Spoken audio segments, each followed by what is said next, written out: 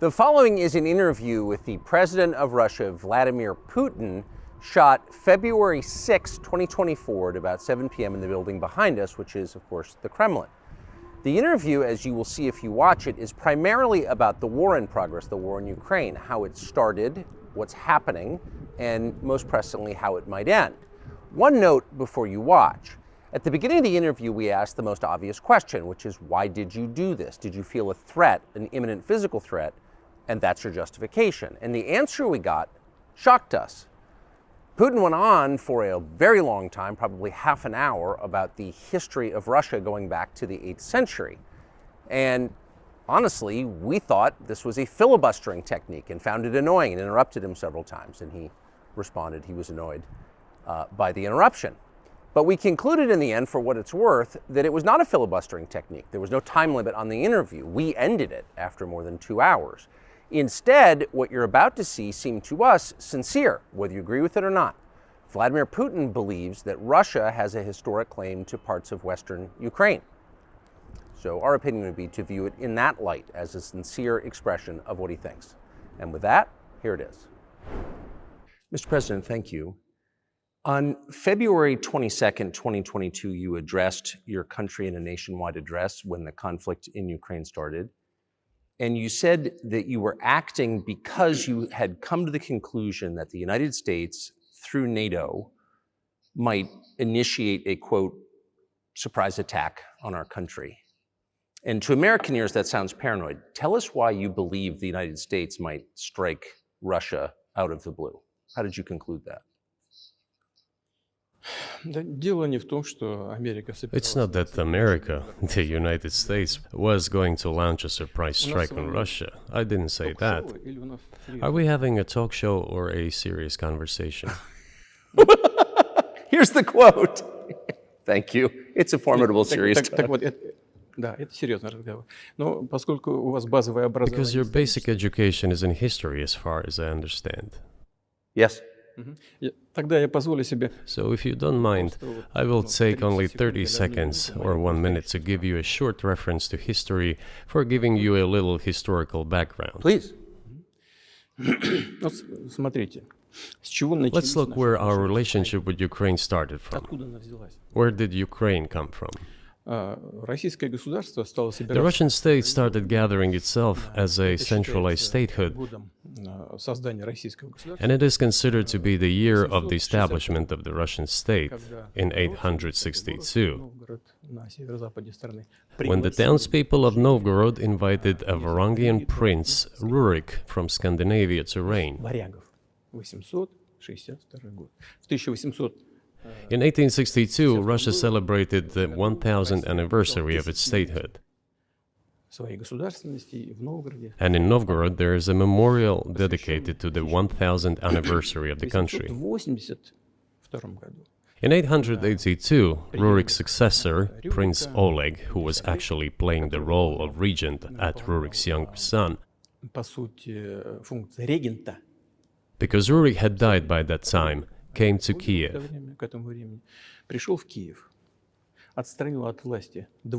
He ousted two brothers who apparently had once been members of Rurik's squad. So Russia began to develop with two centers of power, Kiev and Novgorod. The next very significant date in the history of Russia was 988. This was the baptism of Russia, when Prince Vladimir, the great-grandson of Rurik, baptized Russia and adopted Orthodoxy, or Eastern Christianity. From this time, the centralized Russian state began to strengthen. Why? Because of the single territory, integrated economic ties, one and the same language, and, after the baptism of Russia, the same faith and rule of the prince. The centralized Russian state began to take shape. Back in the Middle Ages, Prince Yaroslav the Wise introduced the order of succession to a throne. But after he passed away, it became complicated for various reasons. The throne was passed not directly from father to eldest son, but from the prince who had passed away to his brother, then to his sons in different lines. All this led to the fragmentation and the end of Rus as a single state. There was nothing special about it. The same was happening then in Europe.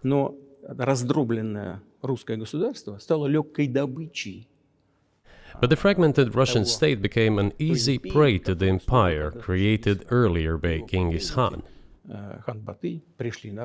His successors, namely Batu Khan, came to Rus, plundered and ruined nearly all the cities.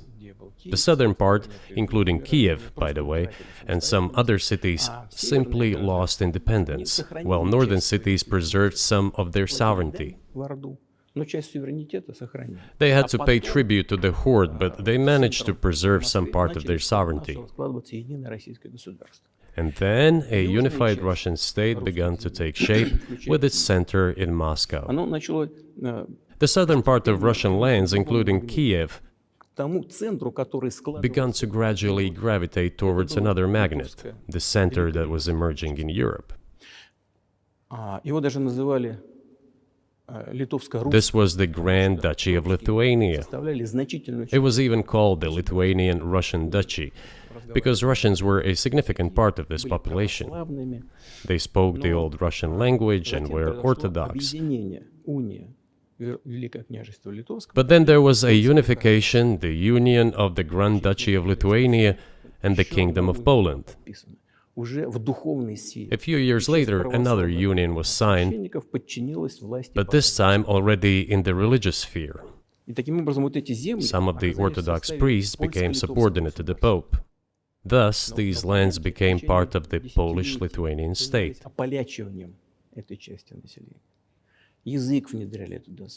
During decades, the Poles were engaged in Polonization of this part of the population. They introduced their language there, tried to entrench the idea that this population was not exactly Russians, that because they lived on the fringe, they were Ukrainians. Originally, the word Ukrainian meant that a person was living on the outskirts of the state, along the fringes, or was engaged in a border patrol service. It didn't mean any particular ethnic group. So the Poles were trying to, in every possible way, to colonize this part of the Russian lands, and actually treated it rather harshly, not to say cruelly. All that led to the fact that this part of the Russian lands began to struggle for their rights. They wrote letters to Warsaw demanding that their rights be observed and people be commissioned here, including to Kiev. I beg your pardon, can you tell us what period? I'm losing track of where in history we are.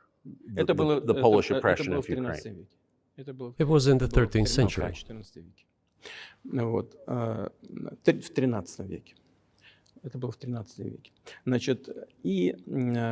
Now I will tell you what happened later and give the dates so that there is no confusion. And in 1654, even a bit earlier, the people who were in control of the authority over that part of the Russian lands addressed Warsaw, I repeat, demanding that they send them to rulers of Russian origin and Orthodox faith. When Warsaw did not answer them, and in fact rejected their demands, they turned to Moscow, so that Moscow took them away. So that you don't think that I'm inventing things, I'll give you these documents. Well, it doesn't sound like you're inventing it. I'm not sure why it's relevant to what happened 2 years ago. But still, these are documents from the archives, copies. Here are the letters from Bogdan Khmelnytsky, the man who then controlled the power in this part of the Russian lands that is now called Ukraine. He wrote to Warsaw demanding that their rights be upheld. And after being refused, he began to write letters to Moscow, asking to take them under the strong hand of the Moscow Tsar. There are copies of these documents. I will leave them for your good memory. There is a translation into Russian. You can translate it into English later.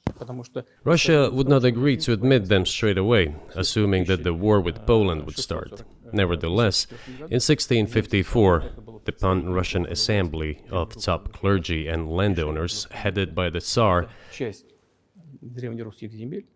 which was the representative body of the power of the old Russian state, decided to include a part of the old Russian lands into Moscow Kingdom. As expected, the war with Poland began. It lasted 13 years, and then in 1654, a truce was concluded. And 32 years later, I think, a peace treaty with Poland, which they called Eternal Peace, was signed. And these lands, the whole left bank of Dnieper, including Kiev, went to Russia. And the whole right bank of Dnieper remained in Poland. Under the rule of Catherine the Great, Russia reclaimed all of its historical lands, including in the south and west. This all lasted until the revolution. Before World War I, Austrian General Staff relied on the ideas of Ukrainianization and started actively promoting the ideas of Ukraine and the Ukrainianization.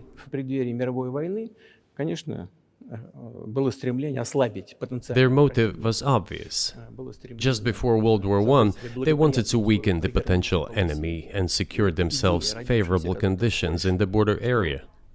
So the idea which had emerged in Poland that people residing in that territory were allegedly not really Russians, but rather belonged to a special ethnic group, Ukrainians, started being propagated by the Austrian General Staff. As far back as the 19th century, theorists calling for Ukrainian independence appeared. All those, however, claimed that Ukraine should have a very good relationship with Russia. They insisted on that. After the 1917 revolution, the Bolsheviks sought to restore the statehood, and the civil war began, including the hostilities with Poland. In 1921, peace with Poland was proclaimed, and under that treaty, the right bank of Dnieper River once again was given back to Poland. In 1939, after Poland cooperated with Hitler, it did collaborate with Hitler, you know? Hitler offered Poland peace and a treaty of friendship. An alliance demanding in return that Poland give back to Germany the so-called Danzig corridor, which connected the bulk of Germany with East Prussia and Königsberg.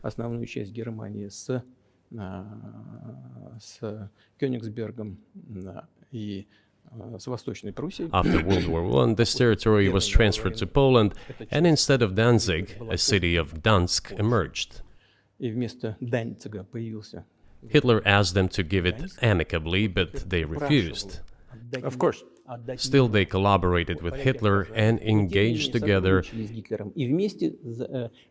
in the partitioning of Czechoslovakia. But may I ask you, you're making the case that Ukraine, certainly parts of Ukraine, Eastern Ukraine, is in effect Russia, has been for hundreds of years. Why wouldn't you just take it when you became president 24 years ago? You have nuclear weapons, they don't. If it's actually your land, why did you wait so long? Sure. I'll tell you. I'm coming to that. This briefing is coming to an end. It might be boring, but it explains many things. I just don't know how it's relevant. Good. Good. I'm so gratified that you appreciate that. Thank you. So, before World War II, Poland collaborated with Hitler, and although it did not yield to Hitler's demands, it still participated in the partitioning of Czechoslovakia together with Hitler, as the Poles had not given the Danzig corridor to Germany and went too far, pushing Hitler to start World War II by attacking them. Why was it Poland against whom the war started on 1st September 1939? Poland turned out to be uncompromising, and Hitler had nothing to do but start implementing his plans with Poland.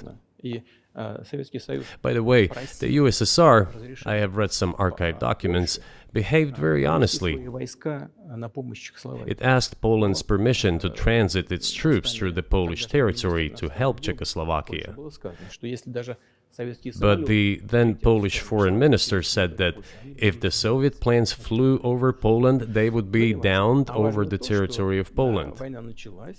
But that doesn't matter. What matters is that the war began, and Poland fell prey to the policies it had pursued against Czechoslovakia, as under the well-known Molotov-Ribbentrop Pact. Part of the territory, including western Ukraine, was to be given to Russia. Thus, Russia, which was then named the USSR, regained its historical lands. After the victory in the Great Patriotic War, as we call World War II, all those territories were ultimately enshrined as belonging to Russia, to the USSR. As for Poland, it received, apparently in compensation, the lands which had originally been German. The eastern parts of Germany, these are now western lands of Poland. Of course, Poland regained access to the Baltic Sea and Danzig, which was once again given its Polish name. So this was how this situation developed. In 1922, when the USSR was being established, the Bolsheviks started building the USSR and established the Soviet Ukraine, which had never existed before. Right.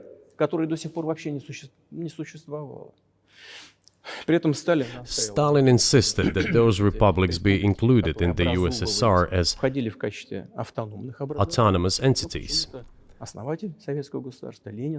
For some inexplicable reason, Lenin, the founder of the Soviet state, insisted that they be entitled to withdraw from the USSR. And again, for some unknown reasons, he transferred to that newly established Soviet Republic of Ukraine some of the lands together with people living there, even though those lands had never been called Ukraine, and yet they were made part of that Soviet Republic of Ukraine. Those lands included the Black Sea region, which was received under Catherine the Great, and which had no historical connection with Ukraine whatsoever.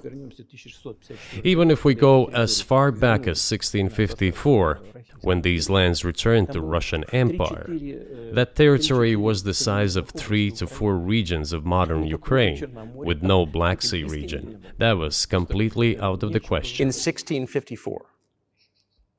Exactly. You obviously have encyclopedic knowledge of this region, but why didn't you make this case for the first 22 years as president that Ukraine wasn't a real country?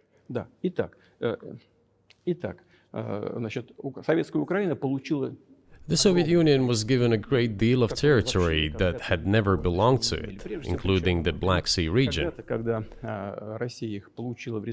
At some point, when Russia received them as an outcome of the Russo-Turkish Wars, they were called New Russia or Novorossiya. But that does not matter. What matters is that Lenin, the founder of the Soviet state, established Ukraine that way. For decades, the Ukrainian Soviet Republic developed as part of the USSR. And for unknown reasons, again, the Bolsheviks were engaged in Ukrainianization. It was not merely because the Soviet leadership was composed to a great extent of those originating from Ukraine. Rather, it was explained by the general policy of indigenization pursued by the Soviet Union. Same things were done in other Soviet republics. This involved promoting national languages and national cultures, which is not bad in principle. That is how the Soviet Ukraine was created. After the World War II, Ukraine received, in addition to the lands that had belonged to Poland before the war, part of the lands that had previously belonged to Hungary and Romania. So Romania and Hungary had some of their lands taken away and given to the Soviet Ukraine, and they still remain part of Ukraine. So in this sense, we have every reason to affirm that Ukraine is an artificial state that was shaped at Stalin's will. Do you believe Hungary has a right to take its land back from Ukraine, and that other nations have a right to go back to their 1654 borders?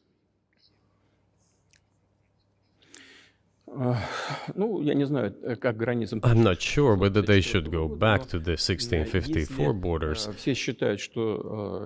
But given Stalin's time, so-called Stalin's regime, which, as many claim, saw numerous violations of human rights and violations of the rights of other states,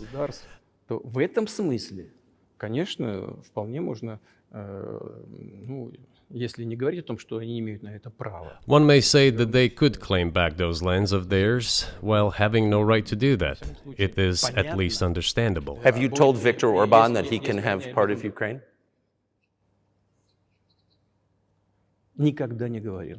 Never. I have never told him, not a single time. We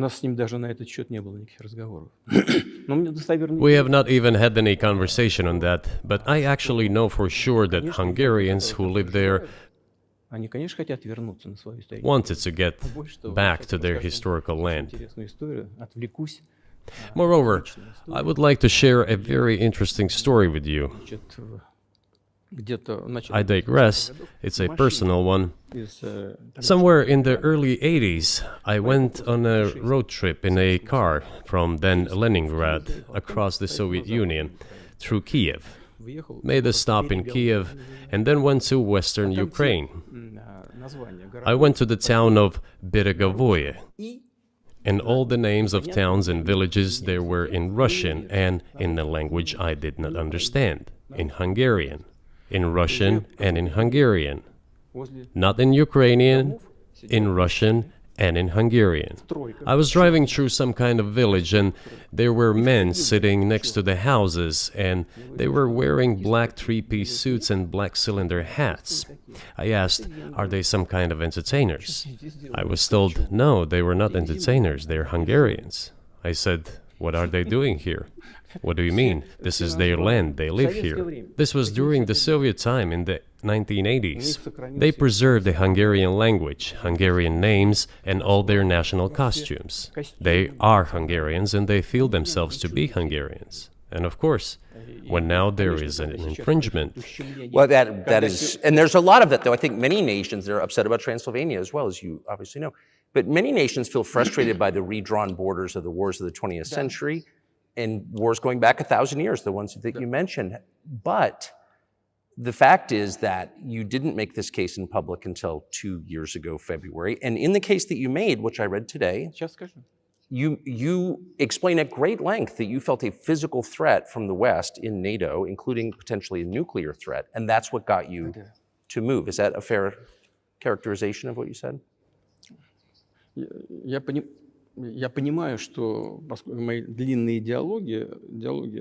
I understand that my long speeches probably fall outside of the genre of the interview. That is why I asked you at the beginning, are we going to have a serious talk or a show? You said a serious talk, so bear with me, please. We're coming to the point where the Soviet Ukraine was established.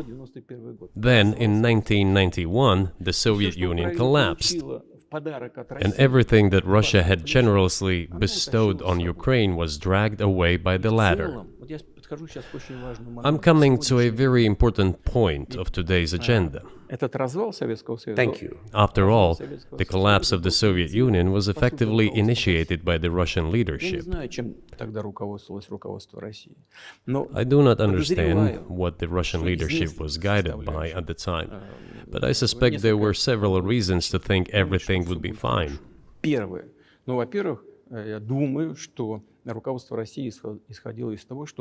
First, I think that then Russian leadership believed that the fundamentals of the relationship between Russia and Ukraine were, in fact, a common language. More than 90% of the population there spoke Russian.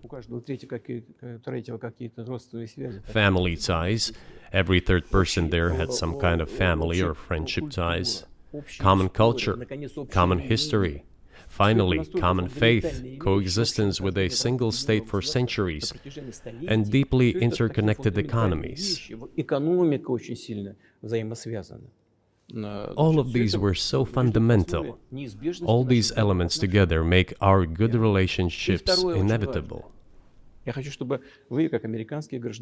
The second point is a very important one. I want you, as an American citizen, and your viewers to hear about this as well. The former Russian leadership assumed that the Soviet Union had ceased to exist, and therefore there were no longer any ideological dividing lines. Russia even agreed voluntarily and proactively to the collapse of the Soviet Union, and believed that this would be understood by the so-called civilized West as an invitation for cooperation and association. That is what Russia was expecting, both from the United States and the so-called collective West as a whole.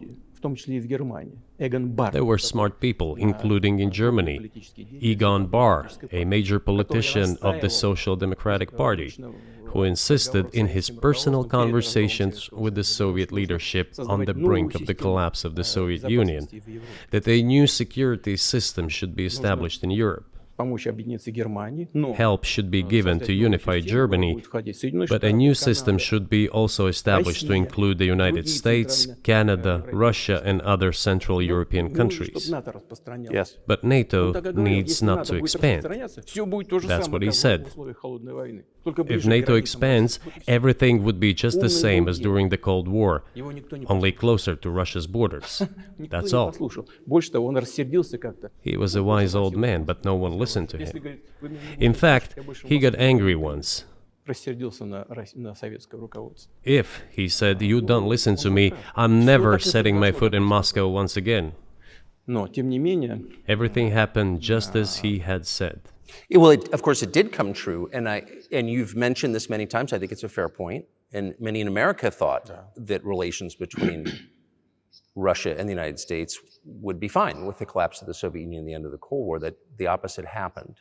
But you've never explained why you think that happened, except to say that the West fears a strong Russia, but we have a strong China the West does not seem very afraid of. What about Russia, do you think, convinced policymakers they had to take it down? The West is afraid of strong China more than it fears a strong Russia, because Russia has 150 million people and China has 1.5 billion population, and its economy is growing by leaps and bounds, or 5% a year. It used to be even more. But that's enough for China. As Bismarck once put it, potentials are the most important. China's potential is enormous. It is the biggest economy in the world today in terms of purchasing power parity and the size of the economy. It has already overtaken the United States quite a long time ago, and it is growing at a rapid clip. Let's not talk about who is afraid of whom. Let's not reason in such terms. And let's get into the fact that after 1991, when Russia expected that it would be welcomed into the brotherly family of civilized nations, nothing like this happened. You tricked us. I don't mean you personally when I say you. Of course, I'm talking about the United States. The promise was that NATO would not expand eastward, but it happened 5 times. There were 5 waves of expansion. We tolerated all that. We were trying to persuade them. We were saying, please don't. We are as bourgeois now as you are. We are market economy and there is no communist party power. Let's negotiate. Moreover, I have also said this publicly before. There was a moment when a certain rift started growing between us. Before that, Yeltsin came to the United States. Remember, he spoke in Congress and said the good words, God bless America. Everything he said were signals. Let us in. Remember the developments in Yugoslavia before the Yeltsin was lavished with praise? As soon as the developments in Yugoslavia started, he raised his voice in support of Serbs, and we couldn't but raise our voices for Serbs in their defense. I understand that there were complex processes underway there, I do, but Russia could not help raising its voice in support of Serbs, because Serbs are also a special and close to us nation, with Orthodox culture and so on. It's a nation that has suffered so much for generations. Well, regardless, what is important is that Yeltsin expressed his support. What did the United States do? In violation of international law and the UN Charter, it started bombing Belgrade. It was the United States that led the